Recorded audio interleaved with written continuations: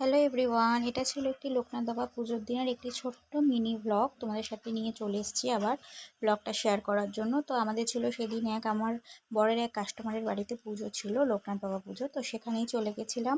গিয়ে দেখো এই বৌদির সাথেও তোমাকে একটু ভিডিওতে দেখিয়ে নিলাম তোমাদেরকে। তারপরে এই যে আমাদের নিজেদেরকেও দেখিয়ে দিলাম যে আমরা কেমন সেজেছি। তারপর জানো তো এখানে না জোড়া লোকনাথ বাবা পুজো হয়, তার মানে একটা না, এক জোড়া দুটো। আর কি সুন্দর দেখো, বাবাকে সুন্দর করে সাজিয়েছে। আমার তো দেখেই মনটা ভরে গেল। তারপর রাত বেজে গেছিলো প্রায় 10টা। তারপরে আমরা চলে গেলাম এখানে খেতে। আর মেনুতে ছিল হচ্ছে ফ্রাইড রাইস, আলুর দম, চাটনি, পাঁপড়, পায়েস। তো এই দেখো এখানে ও খুশি করে বাবা খাইয়ে দিচ্ছে, আর আমি এখানে ভিডিও করছিলাম। তোমাদের ভিডিও যদি না করি তোমাদের দেখাবো কী করে বলো। তারপরে এই যে আমি পায়েসটাও তোমাদের দেখিয়ে দিলাম, চাটনি পাঁপড় করতে ভুলে গেছি।